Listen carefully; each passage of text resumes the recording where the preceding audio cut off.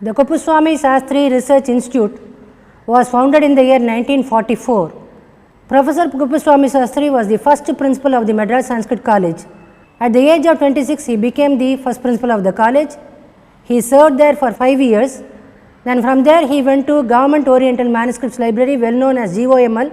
There he identified the manuscripts and then gave the details for them, he recorded them. From there he went to Madras Presidency College, where he started the Occidental type of learning Sanskrit called the MA's title.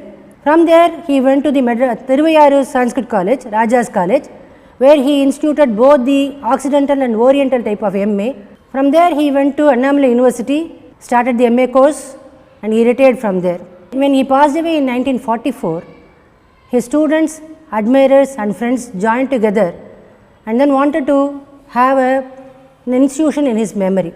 That is how this institute came into being. The foremost among those people were Sri K. Balasubramanya Iyer, the son of the founder of the Madras Sanskrit College, Sri V. Krishnaswamy Iyer, A. Lakshmanaswamy Mudaliar, Dr. V. Raghavan, the prime student of Professor Kuppuswamy Sastry, and many other people joined together and started this institution. Since Professor Kuppuswamy Sastry was the first principal of the college, the institute was started within the Sanskrit College campus, and it is now completing 70 years. Within these 70 years, for the first quarter, it was working as an one-man office with Dr. Raghavan at the head, and all his students doing service to this institute on their own voluntarily. After him, Dr. S.S. Janaki, his student, took over. In 1983, the institute got the government grant. In 1995, it came out of the government grant and stood on its own legs. Now, at this age, in 2017, it has reached the 70th year with flying colors. Just this year, we celebrated the 70th year with so many seminars being conducted and other things. We have also been publishing from the inception the Journal of Oriental Research, which has been internationally acclaimed. Some of our publications that were very much claimed were the Mahabharshya, 14 volumes, which was translated by Professor P.S. Subramanya Sastry, who was the first PhD of the Madras University. Another publication of great interest is the Bija Pallava of Krishna Daivagnya, a 16th century book, mathematical book, and it deals with the many modern mathematical principles as early as the 12th century AD. One more publication that needs our attention is the Chaturyuga calendar of Vaivasvata Manvantara. In this is the most recent publication. In this, we have traced the history of India to 3 lakhs years. This we think is a path-breaking publication of ours. We feel that all over India, scholars can look into this book, work backwards to establish the date of our ancient history. The institute is affiliated to the University of Madras for conducting MPhil and PhD research. More than 70 scholars have come out of this institution with flying colors. We have been doing different types of research, including science, like mathematics, the book which I show now. We have also been affiliated to various institutions across the world. Students from Chicago, Philadelphia, Oxford, Japan and other places have been affiliated with us for their doctoral and postdoctoral research. The institute had been nurturing Sanskrit and Indology in various ways, like teaching, researching, publications, conducting seminars, lectures and so on. As mentioned by Dr. Kameshwari earlier, our institute has been encouraging research in varied subjects. Dr. K.S. Balasubramaniam was the first to take research on yoga. Following him, we have 7 other research papers on yoga on varied aspects and texts on yoga. Following Bija Pallava by Dr. Sita Sundaram, we have 3 research papers on mathematics, 1 MPhil dissertation on surds and 2 PhD on a commentary of Leelavati. 4 students have taken the subject of Dharma Shastra, Advaita and Mimamsa. There have been 2 manuscript editions, Amoga Raghava Champu where the student has shown many bandhas, like for example, this is a bandha, this is a Gajabandha on the elephant. The commentary of Dakshinavarta on the Kumara Sambhava. Women rights in Dharma Shastra is relevant even today, and our thesis is often referred to since it emphasizes women's rights such as inheritance, adoption, etc. There has been a lot of research work on various branches of literature such as prose, poetry and also champu. Sannyasa ashrama in Sanskrit literature was traced by Dr. T.V. Vasudeva from Vedic times to modern times. Even on card play, there has been an MPhil dissertation called Ganjifa.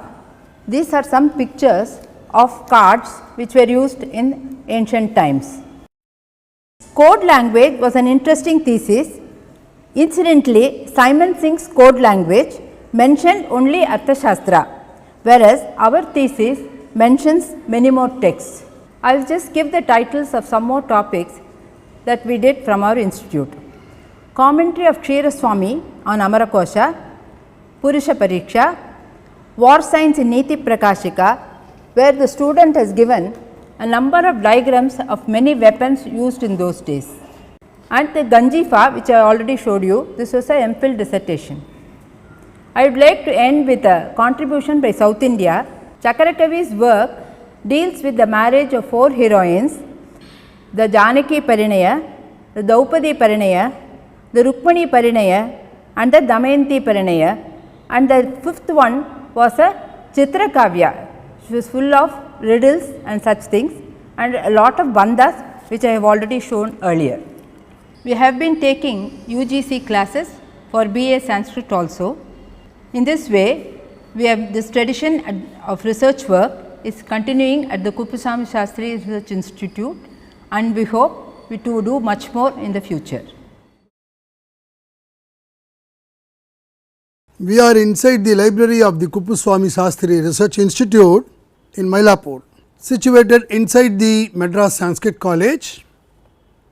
As you can see, it is a wonderful library, one of the best in the world, consisting of more than 60,000 books, which is a treasure house for all the research scholars in the field of Sanskrit and Indology.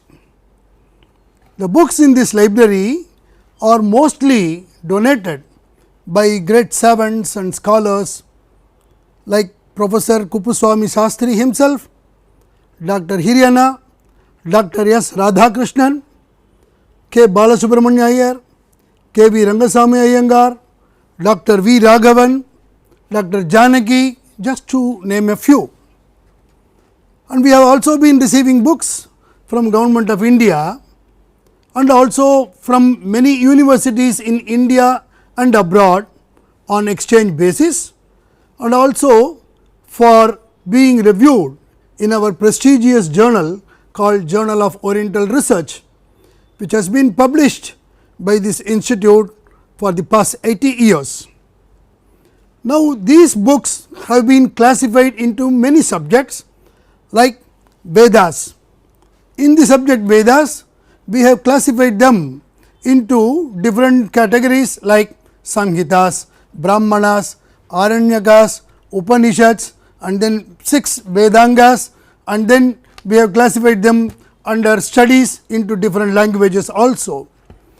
And then we have got the Puranas, the Itihasas, namely Ramayana, Mahabharata, and then the Dharma Shastra, and then we have got the 6 schools of Indian philosophy, and then under science we have got Ayurveda and other sciences like Jyotisha or astronomy and mathematics. We have books on grammar, we have books on architecture, dance, music, literature, name it. We have got plenty of books in modern literature also, like the literature which have been written in the 19th and 20th century on different aspects of literature, namely prose, poetry, drama, champu, on independence, about Mahatma Gandhi and also Nehru, Rajiv Gandhi, on Sanskrit, and Sanskrit readers. Like that we have categorized them into so many different ways that it is very easy for anyone who comes here to analyze these books, to have a grip or to know what books are available in this library. And all these books have been entered into computers, so that one can easily know what are the books that are available by topic or by the author's name or by editor's name or by commentator's name or even by the publisher's name. And all these books we have been preserving them. For example, the book that I am holding now is more than 100 years old. We have recently photo laminated all these books, so that these books can be preserved for at least 150 or 200 years without any further damage. And now we have been taking care of these books. These books are not only referred to by the scholars who are doing research, not only from India, different parts of India, but also from different countries. People come here from China, from Japan, from lot of countries in Europe, America, Canada, Australia, you name it. All these people come here, or those people who want to get some references, they mail to us and we take the photocopy of these books and send them. These books in our library, they are really a treasure for those who are interested in Indian culture, in Indian tradition, knowing about Sanskrit, knowing about Indology, and these books pertain not only to Sanskrit. We do have books in all the vernacular languages like Tamil, Kannada, Telugu, Malayalam, Bengali, Oriya, Hindi, and all Indian regional languages. Not only that, we do have books in many foreign languages like Chinese, Japanese, Korean, Russian, Finnish and French, you name it. All these scholars also come here, and the embassies of these countries have also sent us books on exchange basis. So, we have lot of books on to categorize the need of the scholars from across the globe. Now, these books have to be preserved, these books have to be used. So, not only the members of this institute are making use of it, even the students belonging to many colleges in the city and also other places and general public, they can come here and make use of this library on all working days. We just close on the public holidays. From any background, they are welcome and make use of this library to enrich their knowledge about Indian culture and Indian tradition. These books in our library stand as the testimony for Indian culture. So, this is one of the most precious collections, assiduously collected and preserved. We are now at the manuscript section of the Kuppuswamy Shastri Research Institute. Our institute has a collection of more than 1500 palm leaf manuscripts, which are having different scripts written in Tigalari, Grantha, Tamil, Kannada, Malayalam and other Sinhalese manuscripts. These manuscripts are having the subject matter starting from Vedas with Shrauta Sutras and Kavyas and Shaktas, and few of them are in technical literature also. And manuscripts are having different sizes, and these manuscripts have been preserved by us with the help of National Manuscripts Mission, which has some programs to preserve the manuscripts by conducting the seminars and workshops periodically. The manuscripts, some of the manuscripts we shall see now. I will show you some of the manuscripts starting from the small size to the big size. We will start with the small manuscripts. I will show you how these small manuscripts have been written, have been prepared. See how tiny the letters are, and with these small letters, and these manuscripts is in Grantha script, and with both the holes on both the sides of the manuscripts, they write carefully, holding the manuscripts like with this thumb, and it's a beautiful way of writing the manuscripts also. It is said that they make a hole here in the nail and keep the stylus here, and they keep on writing by moving the palm leaf like this. Only the palm leaf will move, the thumb will be like that, and stylus will be in the same position, just like the old typewriters which we have been using. So these manuscripts have been written beautifully. In some manuscripts we can find the yantras, the diagrams which are used for the worship of some specific divinities or to carry out some specific purposes. You can see how the letters have been inscribed inside, and these are the specific yantras. And this manuscript is perhaps in Malayalam script and mostly dealing with the Shakta worship. Sometimes we have the black magic manuscripts also, witchcraft and other manuscripts also. And another manuscript is a wonderful manuscript which has been given to us by one scholar from Poland, and this manuscript is in Taiwan script. You can see this is a Buddhist manuscript. Unfortunately, we do not have any scholar to go through the Sinhalese manuscript, Sinhalese script, or the Taiwan manuscript, Taiwan script to decipher the content. All we know is that this manuscript deals in Buddhism. And another manuscript you can find which is very old, and it's very difficult to preserve such manuscripts. This again is the Shakta manuscripts. Some of them are astrological manuscripts also. You can see the yantras and the chakras and the diagrams also. There is one more manuscript which combines the Tamil and Grantha script, which is known as Manipravalam manuscript, and this is the Tirupavai manuscript.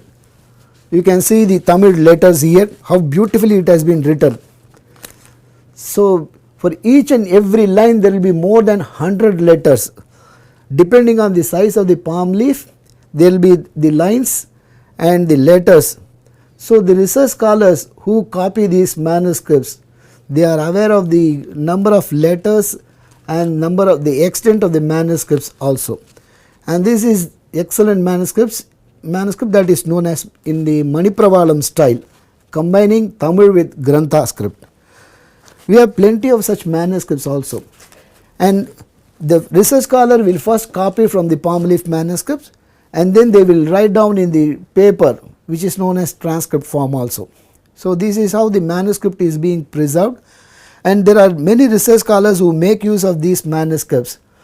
These manuscripts are digitized now in our library, and it will be soon available on web also. So once this is being preserved by digitizing these manuscripts, and this digitization is also helpful with regard to the research purposes, so that wherever the letter is not clear, through the computer they can just maximize the letter and they can just decipher the letter and the word, so that will be helpful for them in their research purposes. The Samaveda manuscript, and that is in the Grantha form, preserved by writing in the paper from the palm leaf manuscripts, and this is known as Matanga Leela, dealing with the elephants.